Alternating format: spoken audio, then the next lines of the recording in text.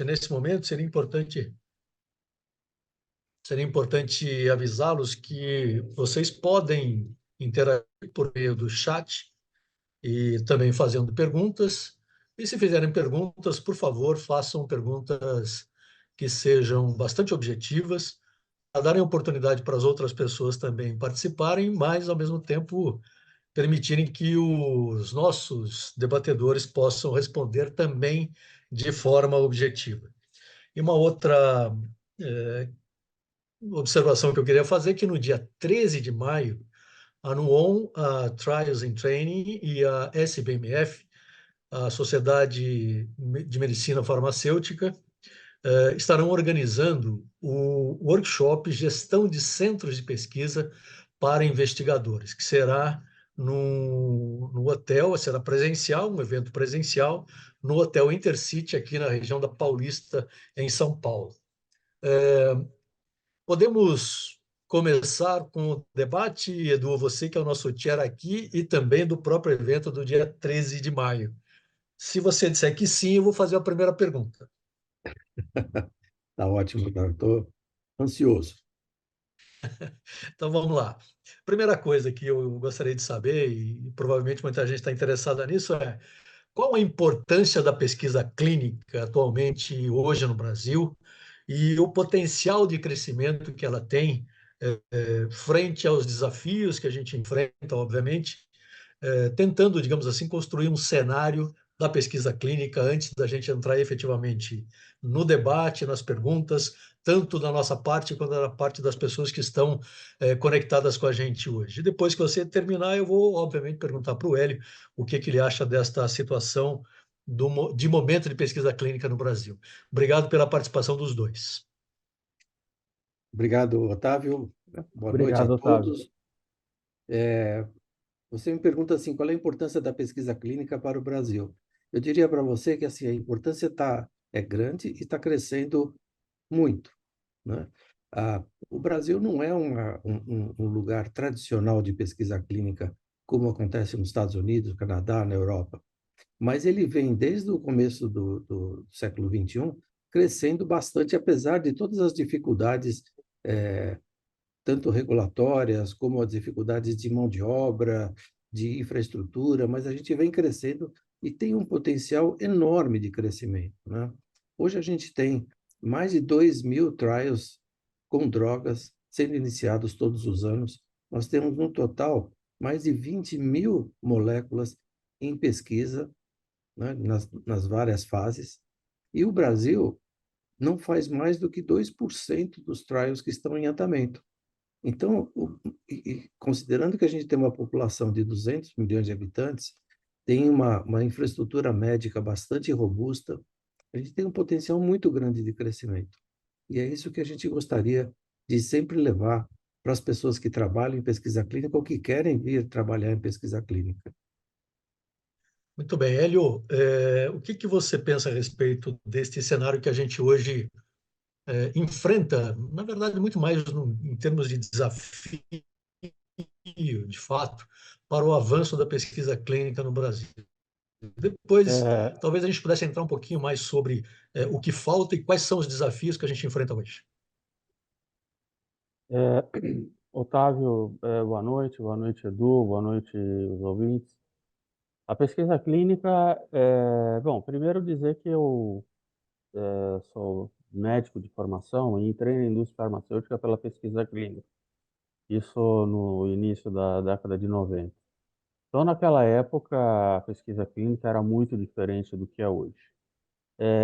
E por que eu estou dizendo isso? Porque a evolução tecnológica da pesquisa clínica, não só no Brasil como no mundo, e com toda a complexidade que ela traz, faz com que ela, ao mesmo tempo, ela cresça e se torne cada vez mais importante para o desenvolvimento de novas drogas, novos tratamentos, novos tratamentos de novas curas. Então, a pesquisa clínica é fundamental. E, em particular, no Brasil, ela se torna muito interessante por causa da miscigenação da população brasileira. Então, cada vez mais as agências reguladoras, FDA e EMA, eles ficam preocupados de que as pesquisas, no registro dos medicamentos, seja feito só com pacientes caucasianos ou pacientes hispânicos, pacientes, de cor negra, e e os estudos e os dados de vida real, começam a ficar duvidosos. E aí só depois da fase 4 da pesquisa clínica, que você eventualmente comece a evidenciar problemas ou então outras soluções que são originárias da miscigenação. E o Brasil, todos sabem, né, que é um país bastante miscigenado, tem várias raças fazendo parte da população. Isso faz com que as empresas comecem a olhar o Brasil como uma forma de solucionar essa questão, esse problema. Então, não há no Brasil, não há no mundo país tão miscigenado como é o Brasil. E o levantamento de dados de vida real é fundamental nesse sentido. Então, aqui, para concluir, eu digo que o Brasil é um país extremamente promissor para a pesquisa clínica, é muito interessante, é muito importante, e então nos cabe tentar resolver todos os problemas que nós temos e ter uma visão do que vai acontecer no futuro. E então, é basicamente isso. Edu, você diria que a indústria farmacêutica em especial, mas também a CROs, aquelas empresas que patrocinam as pesquisas, elas já perceberam isso já há algum tempo, que o cenário do ponto de vista mais demográfico e também do perfil da população no Brasil, que o Hélio citou, mas que ao mesmo tempo tem alguma preocupação ou tem algum impedimento, alguma barreira que tem mais a ver com o ambiente de negócio no Brasil, o ambiente da pesquisa, do que propriamente com o perfil do país. Olha, Otávio, se a gente analisar historicamente, o Brasil já esteve numa situação, vamos dizer assim, a reputação do Brasil na pesquisa clínica já foi muito boa no começo dos anos 2000, né? A gente fazia muitos estudos grandes, estudos de grandes populações, com altíssimo recrutamento, com ótima qualidade, né?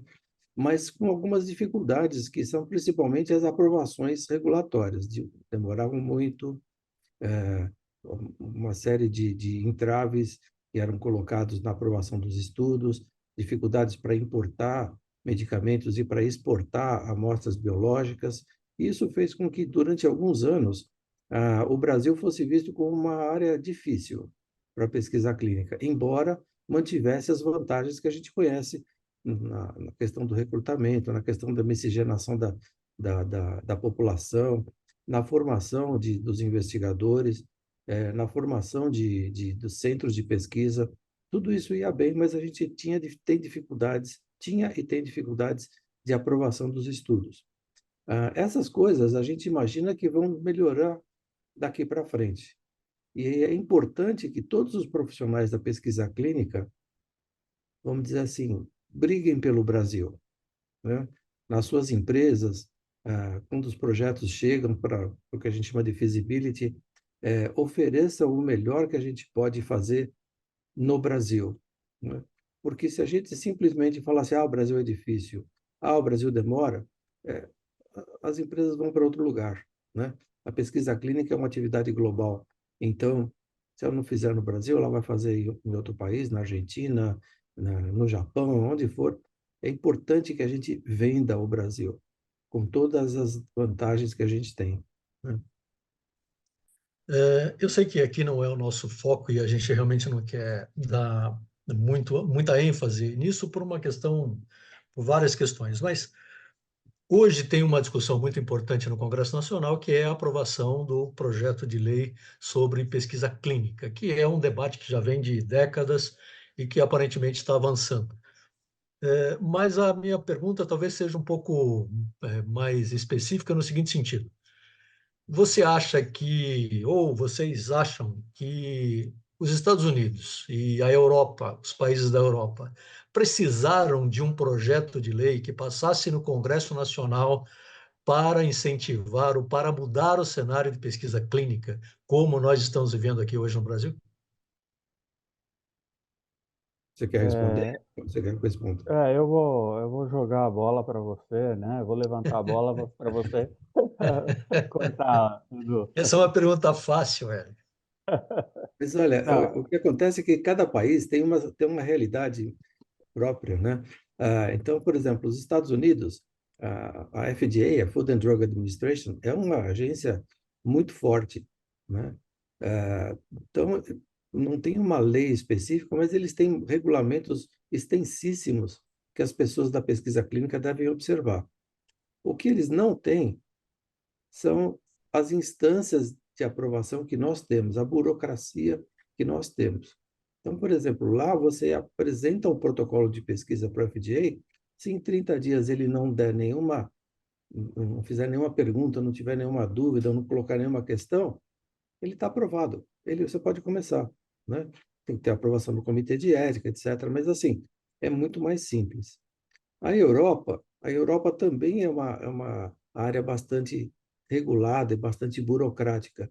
Mas o que aconteceu nos últimos anos é que os países da Europa estão se movimentando para ver que eles estão perdendo espaço em pesquisa clínica e estão mudando a sua regulamentação para terem mais incentivos e serem mais ágeis na pesquisa clínica. A mesma coisa acontece na China, né? A China era o pior país para aprovar estudo clínico no mundo. Hoje já não é assim. Então, é importante que cada país tenha sua regulamentação, seja através de lei ou como se chama em cada país, mas que seja, ao mesmo tempo, condizente com a situação, o ambiente de cada país, né? Que a lei seja uma coisa que ajude o país a crescer, a se desenvolver, e não um transtorno, um estorvo. Uhum.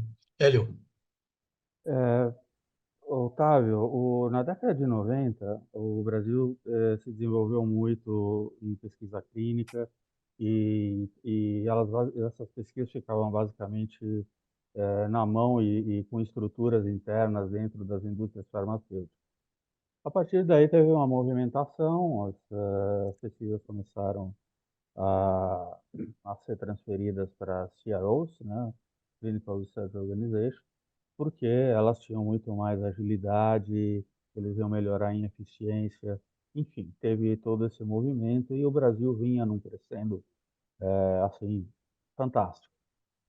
Com o início da regulação, né, a Anvisa ela foi criada em 98, depois a CONEP no início do ano 2000.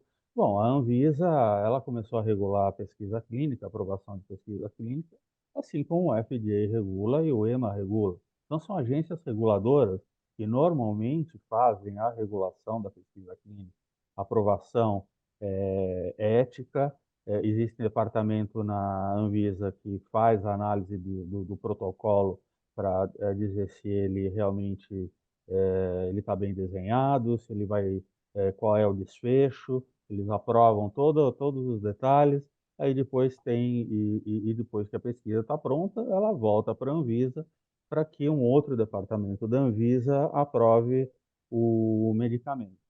Só que no Brasil, o que que aconteceu? Houve um movimento político em que começou a se dizer que pesquisa clínica não era uma ação ética. E isso realmente teve um efeito desastroso para o desenvolvimento das pesquisas no Brasil.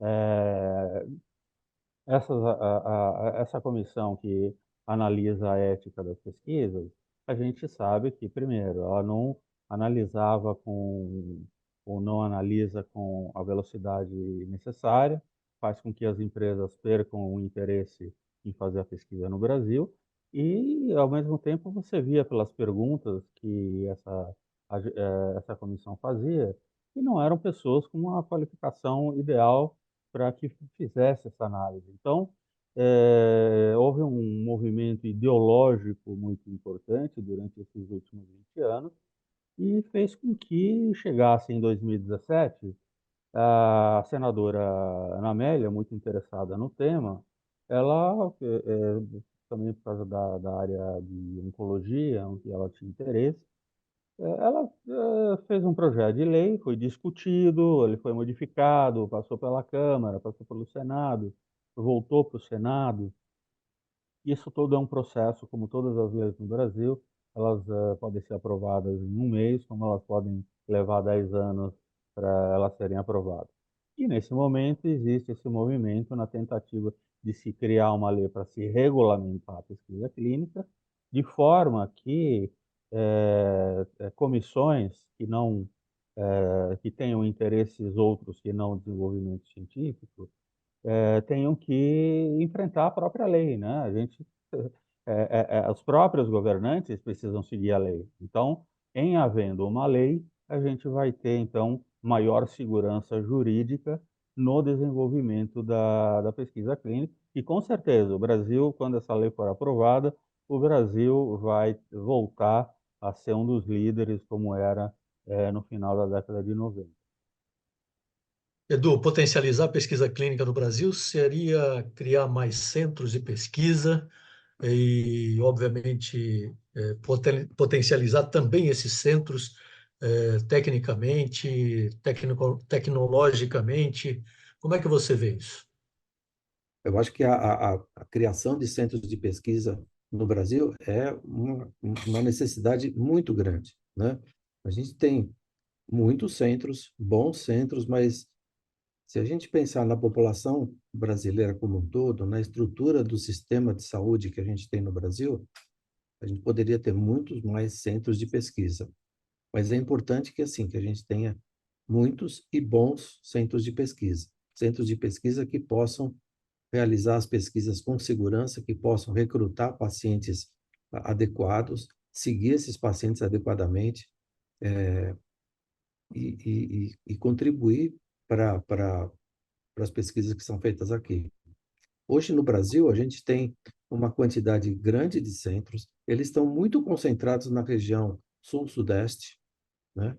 Como toda a economia brasileira, mas o potencial da pesquisa clínica no Brasil está pelo país todo, né? No centro, no norte, no nordeste do país, já há centros muito bons, mas é preciso que haja muito mais, né? Porque o potencial que eles têm é enorme e inexplorado. Então, é importante que a gente faça uma descentralização de centros de pesquisa, que faça atividades muito importantes, muito intensas para desenvolver os centros de pesquisa, e esse foi justamente o que moveu a gente a fazer esta live e o workshop que nós vamos ter em maio, né? Qual o principal problema hoje que você identifica para a criação de mais centros e centros mais bem preparados no Brasil? A primeira coisa que a gente tem que pensar é que assim, o centro de pesquisa hoje ele não pode ser uma atividade, vamos dizer assim, doméstica, né?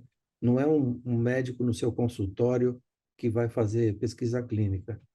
Hoje existe a necessidade de um centro de pesquisa regulado pela Anvisa. Perdão. Um centro de pesquisa precisa ter uma farmácia, precisa ter salas de atendimento, ele precisa ter estrutura para, eventualmente, se for o caso, internar pacientes, ele precisa ter pessoal treinado, né? E isso demanda tempo, demanda dinheiro, demanda muita vontade do empreendedor, que é o dono do centro de pesquisa, seja ele médico ou não. Mas a maioria dos centros começaram com o médico, né? E hoje em dia, esses centros precisam se desenvolver, se tornando, na verdade, empresas.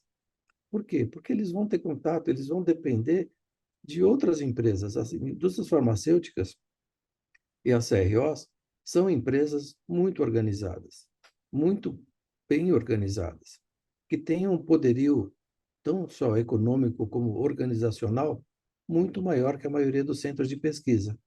Mas, na verdade, elas dependem dos centros de pesquisa para que as pesquisas sejam feitas.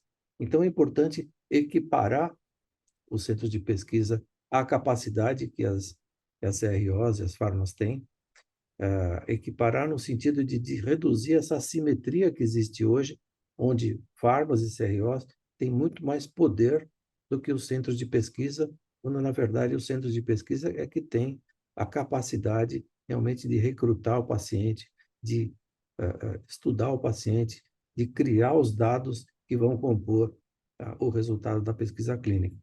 Então, realmente, a gente precisa muito estimular os centros a se desenvolverem, a trabalharem de uma maneira muito mais profissional, muito mais bem organizada, para dar conta dos desafios que existem hoje.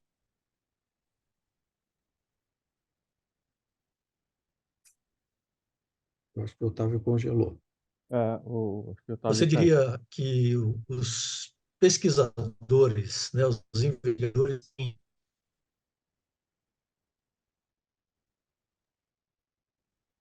Otávio, a gente está com um problema de conexão com você. Ele caiu. Enquanto o Otávio se conecta, eu queria pedir a todo mundo que está logado para fazer as perguntas e colocar as perguntas no chat, perguntas ou comentários, para que a gente possa ter essa interatividade que é a principal, o principal objetivo dessa sessão aqui. Exatamente. A gente gostaria de ouvir as perguntas para direcionar a nossa conversa. O pessoal fica à vontade aí para fazer as perguntas, tá? Bom, Edu, enquanto o Otávio está retornando. Voltou, Otávio? acredito que sim. Vamos lá, nós temos alguma pergunta aqui no chat? Por enquanto, nenhuma.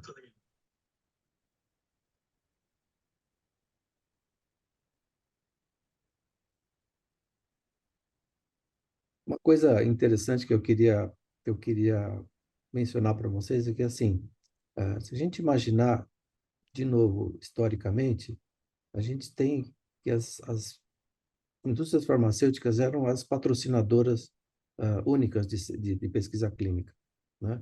A gente tinha pesquisa clínica dentro do ambiente acadêmico e tinha a pesquisa clínica que era patrocinada e gerada pela indústria farmacêutica para gerar informações que levam ao registro de um novo produto. Essas pesquisas, elas são contratadas a centros de pesquisa. As indústrias farmacêuticas não têm capacidade para fazer a pesquisa clínica internamente. Não tem centros de pesquisa, não tem investigadores clínicos lá dentro, né? Elas dependem dos centros de pesquisa externos. Mas o que aconteceu, principalmente nos últimos 20 anos, foi uma terceirização da atividade da pesquisa clínica para as empresas de contrato, as CROs, né? E isso gerou, do ponto de vista das indústrias farmacêuticas, uma capacidade de fazer mais pesquisas, porque elas não dependem só do seu contingente interno de funcionários, mas elas contratam empresas que são, às vezes, muito grandes e globais, tanto quanto a farmacêutica. Mas, ao mesmo tempo, isso gerou um distanciamento entre o patrocinador e o investigador. O que antes era uma coisa muito próxima, né, começou a se afastar. E hoje a gente tem essa situação onde o investigador tem uma certa dificuldade de acessar o patrocinador, o fabricante daquela medicação. Ele depende de passar pelo pessoal da CRO. E isso, às vezes, é um processo muito bem, muito bom. Às vezes é um processo que leva alguns conflitos, né? Edu, E, temos duas perguntas aqui. sim, A primeira é: o que é preciso fazer para abrir um centro de pesquisa? E eu posso emendar uma segunda aqui, se você quiser. por favor. A Raquel Oliveira pergunta o seguinte: quais são as áreas terapêuticas em que o Brasil mais desponta na pesquisa clínica? Trabalho em uma biotech nos Estados Unidos e provavelmente iremos conduzir fase 3 em breve e gostaria de saber como o Brasil está na área de pesquisa em Alzheimer. Temos centros preparados para isso? Bom, então, vou falar dessa primeiro, que acho que é mais simples de responder. Primeiro, essa é uma outra vantagem que o Brasil tem. Nós não temos uma especialização. em termos de área terapêutica. A gente tem gente muito boa na grande maioria das áreas terapêuticas. Vou dar um exemplo para vocês. A gente não tinha uma tradição de fazer estudos de vacinas. A gente fez vários estudos de vacina, mas não é uma tradição do Brasil. Mas veja o que aconteceu durante a pandemia de Covid. Todas as vacinas para o Covid foram estudadas no Brasil e com enorme sucesso, contribuíram enormemente para que esses produtos pudessem chegar ao mercado rapidamente e com qualidade, né? A área de oncologia hoje, ela tem praticamente metade das iniciativas de pesquisa clínica, mas outras áreas são igualmente muito fortes. Uma delas é a área de Alzheimer. Por quê? Porque o Brasil tem uma população que está crescendo, que está envelhecendo mais rápido até que em outros países, não tem muito, assim, vamos dizer, não tem muito acesso a tratamentos de ponta. Então, uma das coisas que é importante na pesquisa de novas doenças, vou dizer que Alzheimer é uma doença que está despontando no ponto de vista da pesquisa clínica, é ter pacientes que não foram muito tratados anteriormente, que são, como a gente chama, virgens de tratamento, pouco tratados. O Brasil tem isso em praticamente todas as áreas. E isso é uma grande vantagem, né? O que a gente precisa? A gente precisa estimular os centros a se prepararem para esses estudos, né? Então, voltando à primeira pergunta, como criar um centro de pesquisa? Em primeiro lugar, o criador do centro de pesquisa, seja um investigador ou seja um empreendedor não médico, ele precisa entender qual é a capacidade, onde ele quer chegar, né? Por exemplo, eu sou um infectologista. Para mim, seria muito interessante fazer um centro de pesquisa especializado em infectologia, né? Por quê? Porque é o minha área de conhecimento, é a área onde eu conheço, tenho um network melhor entre os médicos, sei onde é que estão os pacientes, sei como tratar esses pacientes. Mas existem centros de pesquisa que são multiespecialidades, onde vários médicos especialistas se juntam para fazer as pesquisas clínicas. Além dos médicos, além de saber das especialidades, qual é o resto da equipe que é necessário? É necessário uma farmacêutica, um farmacêutico, eu não sei como é que nós vamos chamar, mas assim, um profissional da farmácia, é necessário ter enfermeiros, é necessário ter assistente social. No caso do Alzheimer, é importante as neuropsicólogas que fazem a avaliação das escalas de tratamento dos pacientes, são fundamentais. Então, cada centro de pesquisa, como eu falei anteriormente, deve ser uma empresa, né? E deve ter um plano de negócio, um plano de trabalho. O que tem hoje de recursos, como é que ela vai conseguir suas pesquisas, para onde ela quer ir, aonde ela quer chegar, que tipo de financiamento ela precisa para isso, né? Não é simples, mas assim, dá para fazer. O Douglas Moraes pergunta o seguinte: hoje temos no atendimento dos milestones de recrutamento um dos maiores desafios dos estudos clínicos. Muitos centros mostram pouco potencial de recrutamento, muito potencial de recrutamento, mas esse potencial não é convertido em pacientes incluídos. Como os centros poderiam impulsionar suas taxas de recrutamento para trazerem mais competitividade a esse mercado?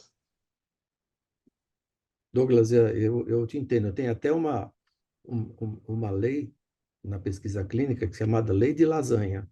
Não um macarrão, mas era um pesquisador americano chamado Louis Lasanha, né? E ele dizia que assim, os pacientes estão aí até começar a pesquisa. Começa a pesquisa, eles desaparecem. Termina a pesquisa, eles voltam, né? E isso acontece realmente na prática, né? Às vezes o médico tem uma ideia de que vou ter tantos pacientes e tal, e na hora que começa a pesquisa, ele vê que não é exatamente aquilo que ele estava esperando. Mas, de qualquer maneira, o que eu queria dizer em relação ao recrutamento é que assim, a gente precisa tomar muito cuidado com isso, porque, mais uma vez, porque os investigadores estão, vamos dizer assim, fraquejando em relação ao recrutamento, algumas empresas de fora querem tomar esse lugar e já estão tomando, né? Então, são empresas bem estruturadas, baseadas em tecnologia, que têm a capacidade de chegar nas empresas farmacêuticas e fazer assim: deixa que eu cuido do recrutamento desse estudo para você. E o que elas recebem para fazer isso sai exatamente do budget que seria dos investigadores. Então, é muito importante que os investigadores tomem para si essa responsabilidade e pensem como é que eles podem recrutar mais pacientes, porque seguramente são os investigadores que sabem onde é que estão esses pacientes. Mas eles têm que ser criativos de dizer como é que eu vou chegar lá, como é que eu vou achar esses tantos pacientes que eu preciso para essa pesquisa, ou então tantos e até alguma coisa a mais para exceder aquele objetivo que me foi dado. É um trabalho, não é simples, mas é muito importante porque isso está exatamente dentro da capacidade que o investigador tem de trabalhar como na pesquisa clínica. É importante que ele atente para isso, né? E não fique simplesmente de forma reativa dizendo, pensei que eu tivesse, mas não tenho, pensei que ia dar certo, mas não deu. É importante que ele se engaje e tenha a capacidade de procurar os pacientes onde ele acha que eles podem estar. Tem várias outras perguntas aqui. Posso continuar fazendo? Tem algum outro comentário antes disso? Não pode. Então vamos lá. Uh, Genine Nardim pergunta para você, Edu, como os centros podem profissionalizar o seu processo de gestão? Profissionalizando as equipes, muitos centros ainda pensam que basta ter um coordenador de estudo, muitos, inclusive, sendo. Pergunta fugiu aqui. Vamos achar de novo. Inclusive sendo alguém da assistência que faz, entre aspas, um bico na pesquisa. O que você pensa a respeito disso, Edu? Não tem dúvida que assim a questão da gestão de pessoas é uma necessidade na medida em que os centros se tornam mais profissionais, né? Na medida em que o centro cresce e precisa de mais pessoas trabalhando, a equipe de trabalho precisa ser gerida de uma maneira também profissional. Os médicos, e aqui nós temos dois médicos, pelo menos eu e o Hélio, a gente sabe das dificuldades que o médico tem para fazer gestão de equipes, né? O médico muitas vezes se acha autossuficiente, né? Eu sei o que eu preciso fazer. Eu sei como é que é isso. Na verdade, é importante que ele, entrando como gestor de um centro de pesquisa, de uma equipe, ele tenha a humildade de procurar profissionais que entendam da gestão de equipes, entendam da parte financeira, se for o caso, entendam do recrutamento de pacientes, para que ele possa realmente ah, agir dentro da sua melhor capacidade, que é a questão técnica médica da pesquisa. Não é uma questão simples, porque muitas vezes os médicos só se dão conta disso depois que os problemas acontecem e são importantes, mas é fundamental. E eu queria passar a palavra para o Hélio, porque ele tem uma experiência grande nesse sentido também. Obrigado, Edu. Como você estava dizendo, as pessoas que iniciam o centro de pesquisa são pessoas com formação na área da saúde. Normalmente, as pessoas da área da saúde, eles começam a estudar gestão depois que se formam. Então, eles levam, isso daqui não é uma coisa que vem de lá de trás, né? Ou seja, o médico, ele não é colocado numa situação mostrando para ele, olha, hoje em dia você vai virar um empreendedor, né? Então, isso gera dificuldades muito grandes, principalmente na pesquisa clínica, que a gente já falou no início, a gente vive um ambiente hostil na pesquisa clínica, né? Hoje aqui no Brasil.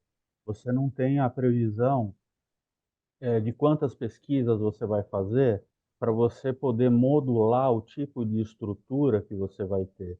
A gente teve um exemplo prático disso na época da pandemia. Então, momentaneamente, o Brasil virou o epicentro da pandemia e muitas pesquisas se voltaram aqui para o Brasil, muitas empresas se voltaram aqui para o Brasil para a realização de pesquisa. E os centros de pesquisa, eles não estavam estruturados para isso.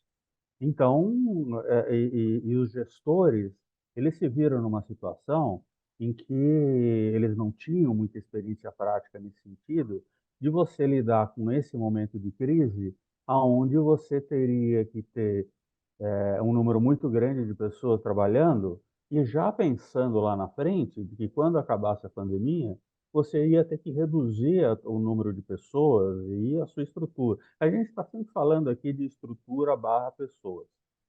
E, ao mesmo tempo, quando as pesquisas das vacinas iniciaram no Brasil, você começou a contratar pessoas no mercado que não tinham muita experiência em pesquisa. Então, ao mesmo tempo, você tinha um grave problema na questão de qualificação. E num centro de pesquisa, a parte da qualidade, ela é crítica, porque você está lidando com agências reguladoras, muitas vezes, ou obviamente, os centros de pesquisa, eles eram vistoriados pelo FDA. Então, tudo isso momentaneamente causou um desequilíbrio no centro de pesquisa. E se a gente pensar também no seguinte aspecto, tem vários pontos aqui que a gente, não só da parte de recursos, na hora que a gente fala de recursos, a gente fala de tecnologias. Então, assim, quando eu comecei a trabalhar na indústria de pesquisa clínica, eu trabalhava com papel, máquina de xerox, telefone, e hoje em dia tudo é muito tecnológico. Vocês estavam falando do recrutamento de pacientes, como o Edu bem falou, existem empresas que se especializaram em recrutamento. Existe na avaliação, antes de se iniciar numa pesquisa, que se faz no centro de pesquisa, que se chama feasibility. No feasibility, um dos pontos principais que são analisados é o número potencial de pacientes para você calcular em quanto tempo você vai ter pacientes recrutados para fazer a pesquisa. Só que é sabido que você não consegue atingir aquilo que você calcula no feasibility por diversas razões, porque a estrutura do centro de pesquisa, muitas vezes eles falham em alguns aspectos do dia a dia, da rotina, do atendimento, de chamar o paciente, de ter as pessoas adequadas para fazer a avaliação do paciente antes de incluir. Então, são vários aspectos que precisam ser trabalhados. E a tecnologia, ela avança de forma muito rápida, principalmente na saúde, na pesquisa clínica, no sentido em que você vai ter mais segurança dos dados, você precisa ter recursos com pessoas especializadas em cibersegurança, você precisa ter condições de deixar todos aqueles dados prontos para que a pesquisa possa ir por uma análise estatística, onde você não vai perder pacientes. Eu cansei de perder pacientes em pesquisa clínica na análise estatística porque existiam problemas de preenchimento de fichas ou dados que eram inconsistentes, então se perdia paciente nesse sentido. Hoje em dia é mais difícil que isso aconteça. E depois, assim, dentro, quando você está formando essa empresa, essa microempresa, que ela pode virar uma grande empresa, a gente vive um ambiente dentro da pesquisa clínica onde existem muitas fusões e aquisições. E por que eu digo isso? Porque quando essas coisas acontecem, né, que alguém chega e fala, eu quero comprar o teu centro de pesquisa, uma multinacional, ele vai perguntar para você quanto vale o teu centro de pesquisa. E aí começam os problemas, porque ninguém calculou o valor do centro de pesquisa. Qual que é o que chama valuation, né? Os sócios ou o empreendedor, ele já fez isso e já deixou isso pronto, né? Para eventualmente ele ter ele receber uma investida nesse sentido. Às vezes ele pode perder um negócio interessante por causa disso. E também, se o centro de pesquisa tem sócios, a documentação societária, e porque as pessoas que criaram o centro de pesquisa não deram o devido valor para isso, muitas vezes essa documentação é uma documentação falha. Então, não existe uma clareza de quanto que cada sócio tem, ou mesmo se o sócio quiser vender a parte dele, ele não sabe quanto que vale a parte dele. Ou seja, a governança de centro de pesquisas é uma coisa que também tem sido muito falha e ela precisa evoluir muito nesse sentido. Eu acho que eu falei muito e acho que tem várias perguntas aí ainda, né? Tem Só ali, na complementando, verdade, Hélio, só É, complementando isso, esse tema da governança e do destino do centro de pesquisa é uma das coisas que a gente vai abordar no workshop do dia 13 de maio, com um painel com diferentes modelos de empreendedores médicos, né? Médicos que viraram empreendedores, médicos que continuam médicos e empreenderam. Isso é o que a gente gostaria de mostrar para investigadores, quais são as possibilidades que eles têm de avançar como empreendedores, né? Desculpa, Otávio, tem tá? um, tem uma pergunta aqui do Francisco Stefanini, que tem um pouco a ver com o que o Hélio acabou de falar, né, sobre o investimento, o negócio propriamente, que é o seguinte: do ponto de vista do negócio, quais são as vantagens de se criar um centro de pesquisa a partir de um centro de assistência? Bom, a vantagem é você partir de um ativo que são os pacientes que estão naquela unidade assistencial, né? Além disso, um outro ativo é o capital humano que está dentro daquela unidade assistencial, que precisam ser treinados, precisam ser quase, vamos dizer assim, convertidos para a atividade de pesquisa clínica, mas a base está ali, né? Acho que essa foi o que aconteceu com muitos centros de pesquisa que partiram de unidades assistenciais. exatamente, Edu. E assim, você tocou num ponto muito importante, né? O, o maior valor de um centro de pesquisa é o valor intangível, não é a estrutura, não é aquilo que você olha concretamente. O valor intangível que a gente fala, o que que é? É o capital humano. Você está trabalhando com cérebros no centro de pesquisa, tá? E isso daqui faz com que aquele centro seja um centro de sucesso. E outros aspectos é o histórico, né? A experiência que esse centro de pesquisa tem, por isso que a reputação é uma coisa que as pessoas precisam cuidar desde o início do centro e assim, e trabalhar a reputação significa não só cuidar somente da parte ética, os valores, visão, todas essas coisas, ter uma gestão muito importante nesse sentido, obviamente, mas também fazer com que o mercado conheça isso, né? E porque a reputação ela pode ser uma coisa que faz parte do hard skill da empresa, mas o soft skill é o quê? É você divulgar isso, né? De que maneira que o mercado conhece essa tua reputação, como as indústrias farmacêuticas, que são os grandes clientes, reconhecem essa reputação, ou outros universidades que vão acabar usando isso. Então, existe toda uma mecânica, né, para você trabalhar nesse sentido. E depois, assim, o centro de pesquisa, assim como toda empresa, ela precisa ter um plano, um plano para olhar para frente e para dizer, olha, eu, obviamente, eu quero crescer, né? Ninguém quer ficar estagnado. E querer crescer significa, primeiro, não deixar de existir. Obviamente, você vai estar trabalhando no sentido de você ter um crescimento de um negócio, e com isso você vai fazer um plano de negócio, você vai trabalhar em cima desse plano, e também com um plano estratégico para que você consiga fazer cada vez mais pesquisas em várias especialidades, né? Aqui no Brasil existem centros de pesquisa especializados em obesidade, né, que é uma pesquisa muito que se desenvolveu muito aqui no Brasil, mas também centro de pesquisa especializado em oncologia. Até entendo que centro de pesquisa de oncologia não vão fazer pesquisas em outras áreas, mas assim, centros que podem fazer vários outros tipos de pesquisa, ou seja, tem que ter um plano de crescimento todo elaborado, assim como todas as empresas fazem. Ou seja, centro de pesquisa é uma empresa e ela precisa ser gerida como tal, né? Analisar recursos, pessoas, avaliar custos, estrutura, todas essas coisas. Na verdade, um plano de negócios, de fato, né? Um plano estratégico de negócios, né, Hélio?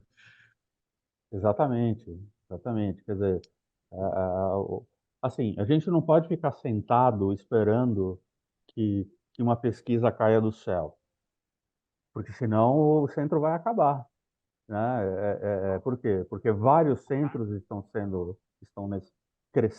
crescendo e vários centros estão surgindo aqui no Brasil. Então, você não pode ficar parado, você tem concorrentes. Então, você tem que olhar o mercado e ter gente até de marketing lá dentro para ter um plano de como você vai trabalhar a imagem da tua empresa para que essa empresa possa crescer e participar de um mercado que é extremamente competitivo aqui no Brasil, né? E outra coisa, os pacientes, né? Você compete por pacientes também. Eu me lembro que na fase dos estudos da pesquisa clínica, os centros de pesquisa competiam pelos pacientes. E, nossa, eu preciso arrumar 1.000 pacientes. Onde é que eu vou arrumar 1.000 pacientes se tem um monte de centro de pesquisa fazendo pesquisa em vacina? Quer dizer, tudo isso é uma coisa que faz parte, que precisa ser analisado e o que que eu vou fazer para arrumar mais pacientes. Tem todo um plano, né, a seguir. Ainda nessa linha da governança, né, e da gestão, eu tenho uma pergunta aqui de uma pessoa que não quis se identificar, mas tem um pouco a ver com esse tema que já tocou. Ela disse que a pesquisa é justamente o despreparo das equipes quanto à documentação.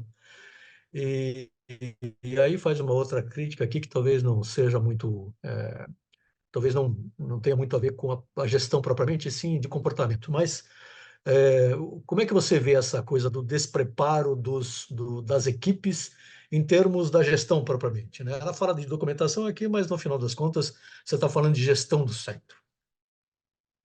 Bom, Eu tenho- Desculpa, vai em frente. não, fala, Edu. Pode falar, depois eu Não, eu complemento. acho que assim, a gente já comentou bastante sobre isso, que assim, é importante que o centro se profissionalize. Profissionalizar significa que todas as pessoas que trabalham, desde do primeiro gestor até a pessoa mais simples no centro, entenda o que que ela está fazendo, por que que ela está fazendo aquilo, né? Então, é importante que todas as pessoas tenham capacitação, tenham formação suficiente e tenham engajamento, né? A pesquisa clínica não é uma atividade mecânica, não é como uma fábrica de sabonete. É uma coisa muito especializada, muito complexa e ligada especialmente ao ser humano, né? Então, cada vez que uma pessoa despreparada tem contato com um participante de pesquisa, ela corre o risco de fazer uma grande bobagem. Então, é importante que os níveis de um centro de pesquisa seja composto por pessoas que tenham formação suficiente, preparo e engajamento para fazer o trabalho que elas precisam fazer. Não dá para ser um centro de pesquisa meia boca. Assim, ele precisa ser completamente formado, completamente capaz de fazer aquilo. Vocês diriam que os pesquisadores, em particular, têm um certo receio de, de se tornarem empreendedores, de correrem risco, de fato? Eu acho que assim, tradicionalmente, o médico continua sendo médico e via a pesquisa clínica como uma atividade colateral, né? Ele tinha o seu consultório, ele trabalhava no hospital e ele fazia pesquisa clínica. Mas hoje isso está ficando uma coisa muito mais complexa, porque a pesquisa está ficando mais complexa, os protocolos estão ficando mais complexos, a parte regulatória é mais complexa. É muito difícil você ser um investigador clínico se você não for um profissional, mas se você não fizer isso profissionalmente como a sua atividade principal. Cada vez mais a gente precisa profissionalizar todos os níveis de gente que trabalha no centro de pesquisa. A pesquisa clínica, ela é uma atividade de risco. Nancy, Valês ou Valé? Valês. Valélio, pode continuar. A pesquisa clínica, ela é já uma atividade de risco, tá? E no Brasil ela ainda é uma atividade de mais risco ainda, tá? Por causa da falta de uma proteção regulamentar ou de uma lei que possa definir as regras de forma mais clara, tá? E toda atividade de risco, ela é lucrativa, se você tiver profissionais preparados para fazer isso. Então, isso daqui, você não pode tratar um centro de pesquisa, ele não é uma cozinha que está vendendo empadinha no bairro. Um centro de pesquisa, ele é muito específico, muito especializado, e você ter pessoas que sejam preparadas é o primeiro passo para você diminuir todos esses riscos, né? Todas as profissões e todas as atividades têm seu risco. A pesquisa clínica tem risco maior. A indústria farmacêutica é uma atividade de risco. Imagina quantas moléculas você precisa desenvolver para você aparecer meia dúzia para você lançar no mercado. Então, e ela entende que ela vai precisar investir muito dinheiro nisso, e vai perder muito dinheiro nisso. Empresas pequenas, elas não estão preparadas para perder dinheiro. Empresas maiores já assumem riscos maiores e, por outro lado, ela tem a chance de ter uma margem, uma lucratividade maior. Então, assim, eu acredito que fazer pesquisa no Brasil é um bom negócio se você tiver preparo para fazer isso, tá? Então, partindo desse pressuposto.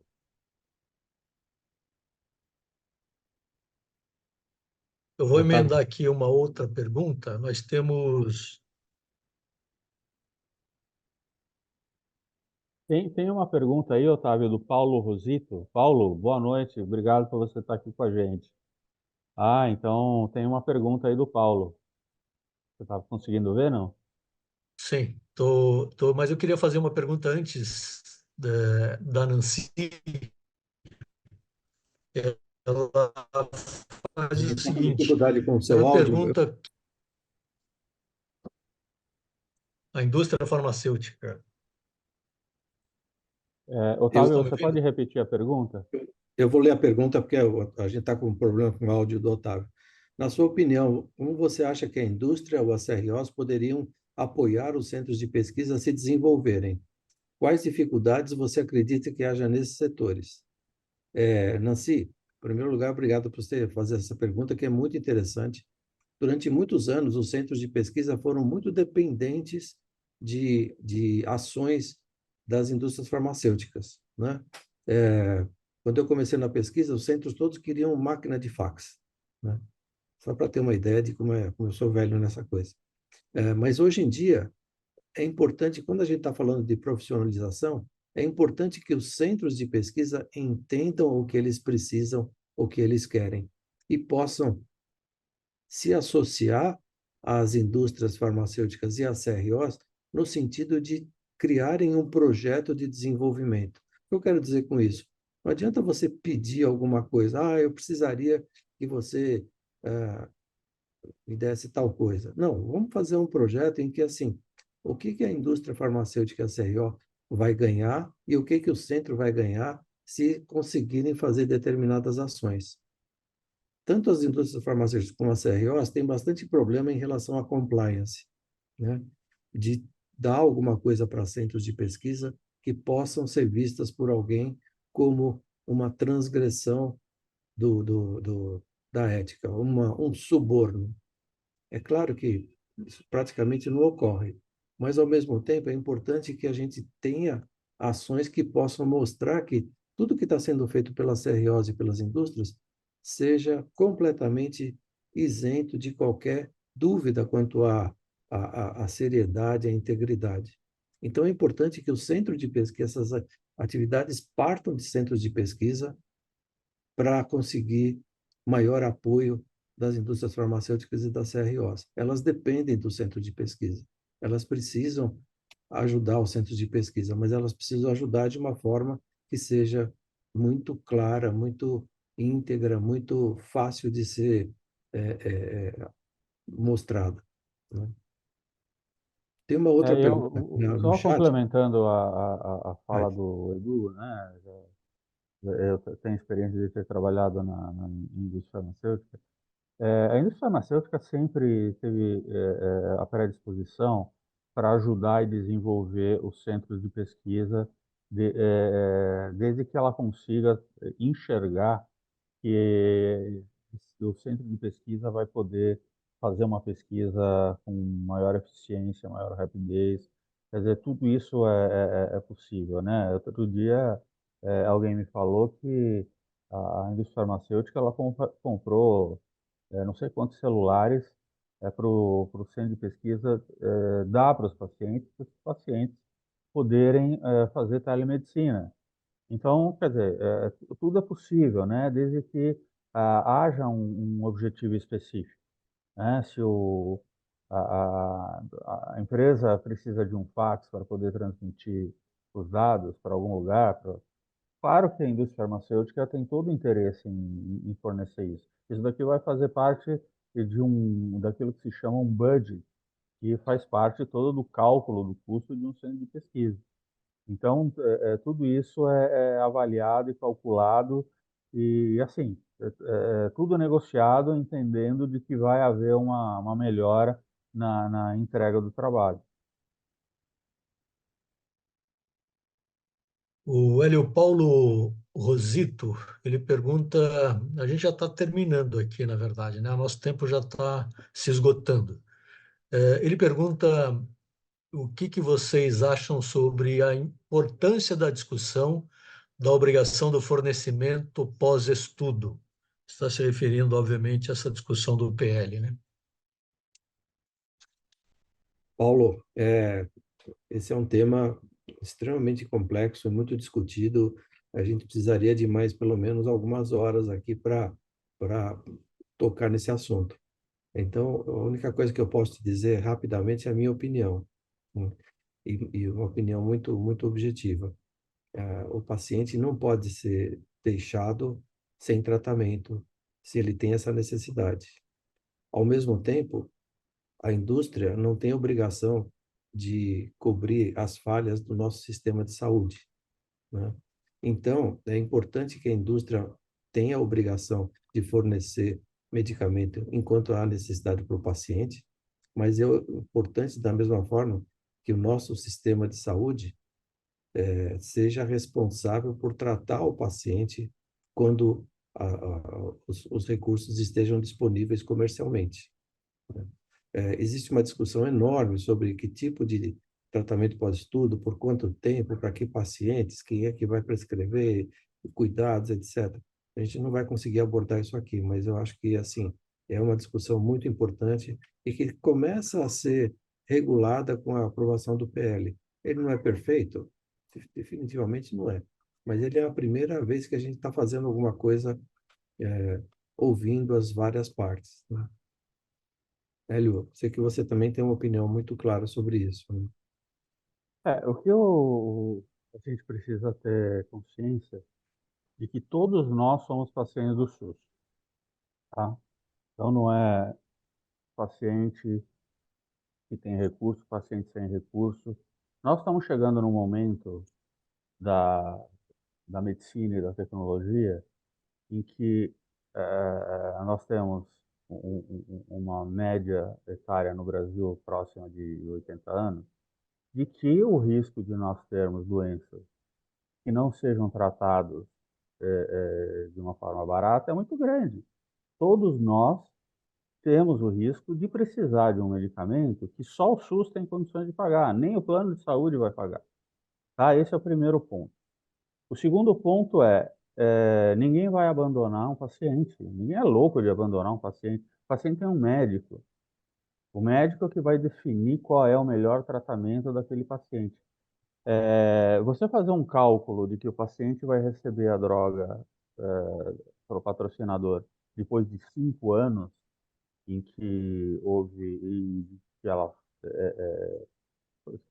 foi registrada, é um cálculo burro, né? Porque se o paciente tiver hipertensão, daqui a um ano vai ter um remédio de hipertensão melhor do que esse que ele está tomando. Então ele vai trocar para fazer um tratamento melhor. O paciente que tem câncer, muitas vezes não vai sobreviver 5 anos com um tratamento, nem com o tratamento que ele está recebendo. Um paciente com doença crônica, por outro lado, que vai viver muito tempo e precisando, quantos pacientes tem? Se for de um paciente de doenças raras, são poucos pacientes que estão na pesquisa, vai chegar num determinado momento que quem vai ter que tratar esse paciente é o SUS, porque isso está na lei, e as pessoas que criaram essa lei esqueceram de pensar que essa lei é para todos, não só para os pacientes pobres. Então, em algum momento, esse paciente vai precisar do SUS. O paciente que tem uma doença crônica e vai fazer um tratamento com anticorpo monoclonal, ele também vai passar por isso, mas existem outros milhares de pacientes que vão precisar e que ele não vai fazer diferença nenhuma para o SUS se ele vai tratar mais 10 pacientes, se ele está tratando 5.000 pacientes. Então, enfim, essa é uma discussão que é muito mais barulho do que efetiva. Então, essa discussão tem um objetivo muito claro de atrasar a sanção dessa lei. Por quê? Porque existem muitos interesses políticos de que não haja lei, de que a coisa continue da maneira como está hoje, certo? Então, às vezes eu tenho opiniões um pouco mais polêmicas e contundentes, mas enfim, já fui presidente da SBMF, participei de muitas discussões, tenho muita experiência em trabalhar com o sistema público, né? Trabalhei com HIV, trabalhei com doenças raras, então a coisa realmente é muito mais complexa do que ela está escrita num parágrafo dentro de um projeto de lei. Muito bem, a gente já, em tese, já encerrou o nosso tempo aqui, né, Edu? Mas eu queria lembrar que no dia 13 de maio, como a gente mencionou no início, nós vamos promover um workshop sobre gestão de centros de pesquisa para investigadores. E esse tema vai ser um tema bastante explorado durante o dia todo e onde a gente vai tratar desde como as farmas decidem desenvolver novos produtos, o cenário atual da pesquisa clínica no Brasil e no mundo, o Centro de Pesquisa Sustentável, que a gente vai falar de regulação, qualidade, governança, comunicação, e também, obviamente, as oportunidades, os desafios, e também falar sobre o médico empreendedor, o médico empresário.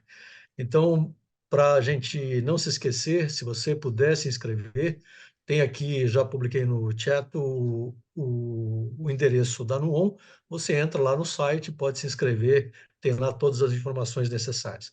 Edu, vamos para o final, então, fazendo as últimas considerações. Pode começar por você, depois a gente passa a palavra aí para o Hélio para a gente encerrar.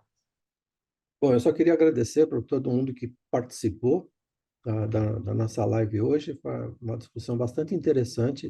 É um tema que, para mim, pessoalmente, é apaixonante e eu acho que tem muita coisa para a gente discutir, tem muito caminho para a gente seguir e a gente gostaria muito de ver vocês no workshop que a gente vai ter em maio para poder ter mais tempo para discutir esses e outros assuntos.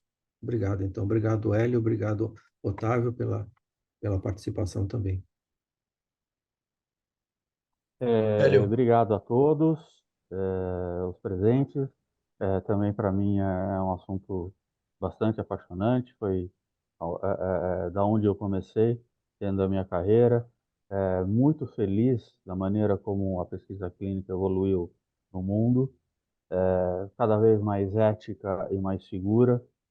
e que tenho uma perspectiva muito positiva do que vai acontecer daqui para frente, principalmente no Brasil, e que, gente, pesquisa clínica é fundamental para que a gente descubra as novas curas. Isso daqui não pode ser tirado da nossa mente e não vai, a indústria farmacêutica não vai parar de descobrir as novas curas, tá? Então, a gente tem que equacionar e conseguir encaixar essas novas curas no Brasil e a pesquisa clínica tem um papel fundamental nessas descobertas. Então, novamente agradecer a todos os presentes, Edu, Otávio, e seguimos. Muito bem. Obrigado, Edu. Obrigado, Hélio. Boa noite a todos. Boa noite a todos também que participaram via chat. Até a próxima. Obrigado.